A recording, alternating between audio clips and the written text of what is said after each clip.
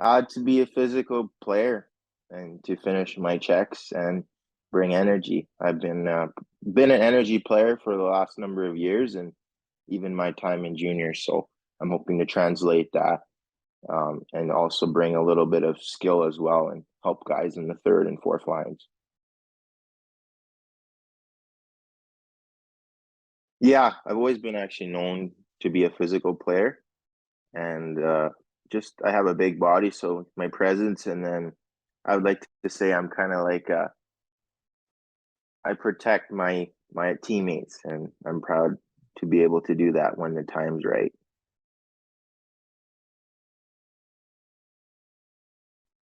Okay, so I'm not sure a lot of people probably who are not maybe familiar with my story in my life. I actually grew up in Jamaica from 0 to 5 years old in an orphanage in Jamaica, and my parents from Manitoba, they came over there for humanitarian aid. They saw me and they wanted to adopt me out of this orphanage. There was 30 kids, and I was one of the 30. And from there, it was 21 months later, and I moved to Arbrook, Manitoba. That's where my family is from. And then I lived there for a few years, started playing like shinny hockey or pond hockey with friends back home. And then I had a friend one day just tell me, hey, like maybe you should try hockey. And at that time I'd only been in Canada, from 5 to about 12 years old. And then when I was 12 years old, that's when the my one friend said, hey, you should try playing hockey. And then I was like, okay, I'll go tell my parents. I'm gonna go back to them and I'm gonna ask them, hey, mom and dad, like, can I play hockey? Like, this is so new to me, so foreign to me. And then I went and we came back. They said, well, we'll give it 1 year. We'll give it 1 year, and we'll see. Maybe if you like it a lot, we'll play the next season. And you know what? I just fell in love with the game and work ethic, and it all just seemed like something I wanted to accomplish. And being the first Jamaican-born player ever drafted into the National Hockey League was a goal I had set when I was 12 years old. So, and then I started playing hockey a bunch in Arbrook, just minor hockey for the Arbrook Falcons. And then I progressed pretty good. The first year was, pretty rough. Didn't really know the game coming from Jamaica. And then after that, like, when 13, 14, I started playing some AAA hockey in Manitoba and going to those super elite hockey tournaments, and just really had to progress my game as fast as I could. And then I got drafted by the Kamloops Blazers when I was 15 years old. Um, and then I played for the Blazers for 5 years, almost 300 some games, and was captain of the Blazers in my last year. So yeah, there's been that's kind of my closed notes version of my journey in hockey.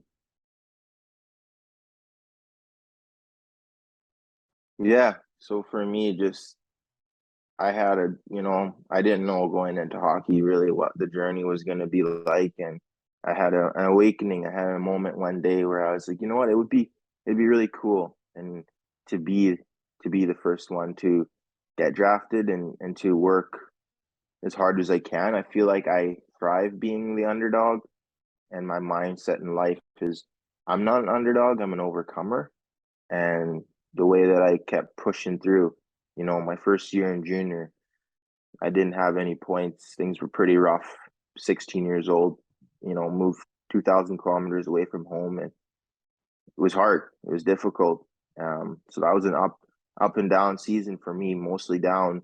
And then I was like, you know what, this might not be it for me. That summer, I went home and was pretty depressed, pretty low about my performances and my game, because prior to that, I had quite a bit of production. I did well in minor hockey in AAA in Manitoba, and produced quite well and as a player. And then to have kind of that moment where things didn't go your way, fell away, and then kind of started to snowball, and I started to produce. And then obviously my 18-year-old years, a year I got drafted, and 19-year-old, everything kind of came together. And that's that's just an up and down path for me. And for me, that I'm used to being kind of down and then crawl my way up. And sometimes it'll be moments for a bit like that, and then I just keep going. So for me, resiliency is a big word, and I like to tell younger kids that you just got to have resiliency in your life and in hockey.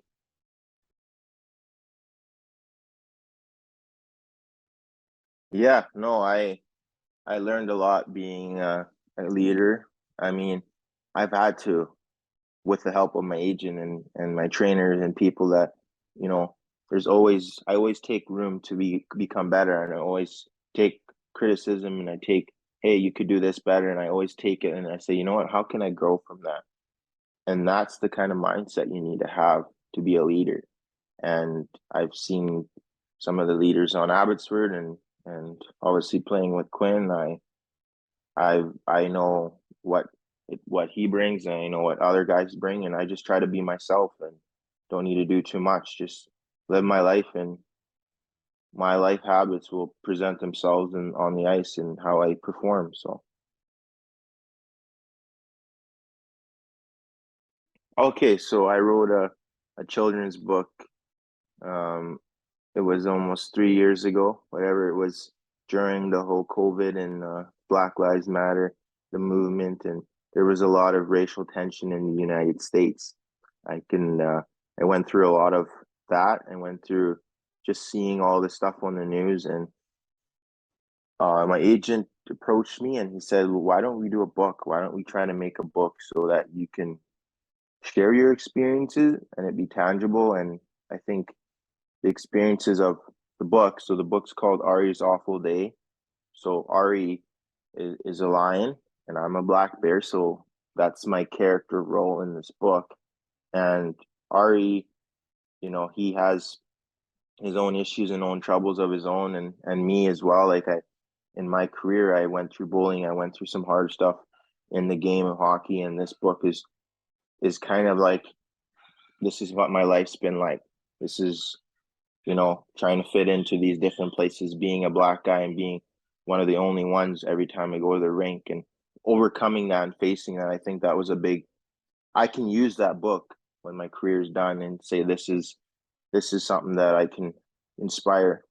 People look up to me and kids look up to me and they said, I can get inspired by this. And so Ari's Awful Day / Mainer's Move is a children's book that I co-authored with Tom Van Dyke, and it's uh it's one of the first books I've done, and I'm hoping maybe I can do some more as my life and career goes on.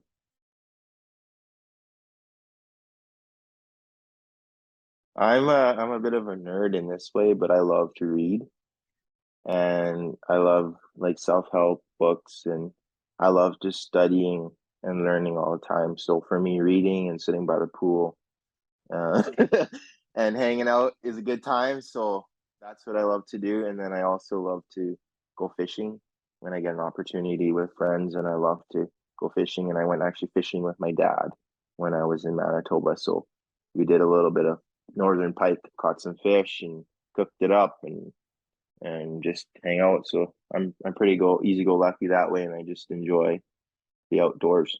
Anytime I can be outside, biking, hiking, I'm into it.